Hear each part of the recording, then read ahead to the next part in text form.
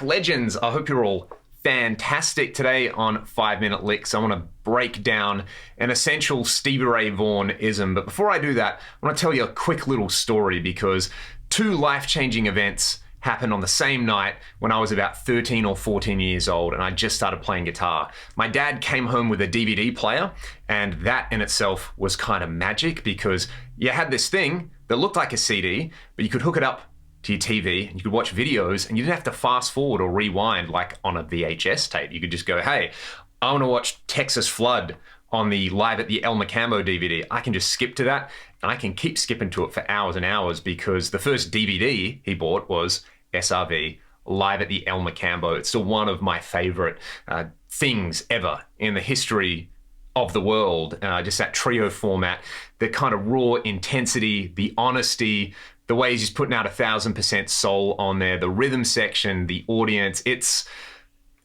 something that changed my life because I probably spent the first 6 to 9 months that I played guitar wanting to be Stevie Ray Vaughan. And anytime I'm in a situation where I have to play something kind of bluesy, the SRV-isms leak out. And I think there's this kind of ultimate SRV-ism, which to me is a variation on like classic rock licks that we have looked at before, which themselves are merely adapted from classic blues licks. You might hear players like Buddy Guy, Freddie King, Albert King, everybody who's ever played this style of music with its kind of traditions around it has played, you know, the lick that kind of goes like this.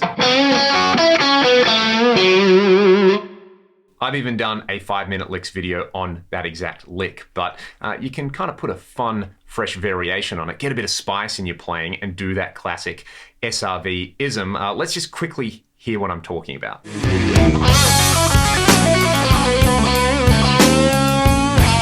we're going to commit a few heresies here. We're actually going to do this in standard tuning. So what you see and what you hear is what you get here. And we're doing a blues in F sharp. So everything's kind of built around like F sharp 7, you know, B9 and C sharp 7, sharp 9, just the Hendrix chord, you know, the classic kind of 12-bar blues thing. And what we're doing is we're just going to use the pentatonic scale to start with. We'll grab a B note, fret 4 on the G string and bend it by a tone. Then we'll hit fret 2 on the B string, which is a C sharp. That's actually the note we were trying to bend up to. Then we'll hit the root note F sharp on the top string. So this is a great little drill to practice if you've never encountered anything like this before.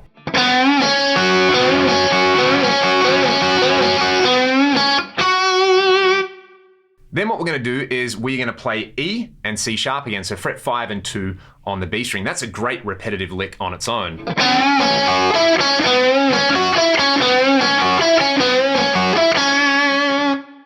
Now, from that C sharp, we're going to go up a perfect 5th, and we're actually going to get this note G sharp, which is the 9th. So we're adding a little bit of spice in there, and we're going to go from the 9th to the root note, but then this is a really cool part. We're going to hit the flat 9. We're going to hammer on and pull off from fret 2 to fret 3. Then we'll play that fret 5 and fret 2 thing on the B string again. So we get this.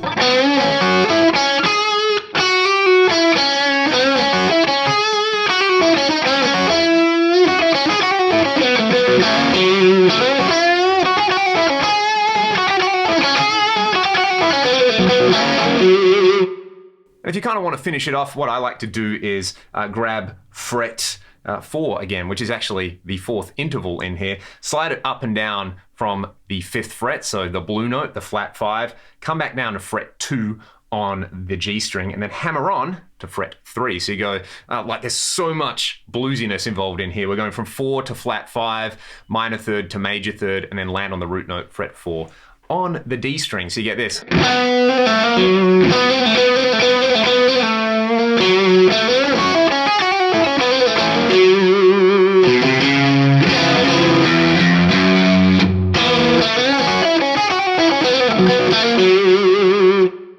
And the point here is, don't just think of that as like a rote learned lick. That is an entire approach to playing blues. And blues is so much more than what scale or mode do you use. It's about approach.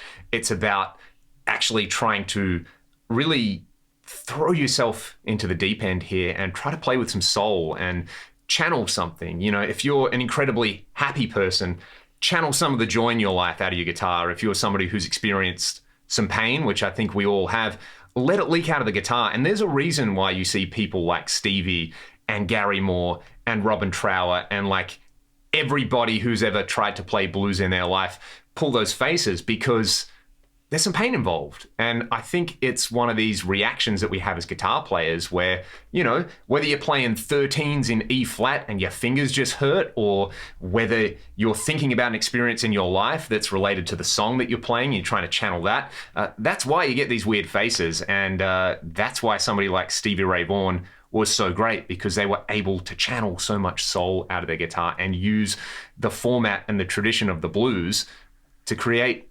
something totally unique and totally Stevie Ray Vaughan. And a lot of people have tried to copy that style with varying degrees of success. But I think the great thing about blues and the great thing about guitar and music in general is you can take an approach, you can do your spin on it, and hopefully you can make it sound like you. So try that line wherever you're playing a blues, have some fun with it, and try to work it in, as I always say with this 5-minute lick series, into your own playing. And most of all, express yourself and have some fun. If you have any questions or comments, let me know in the comment section below. Hope you all have a fantastic day. See you next time.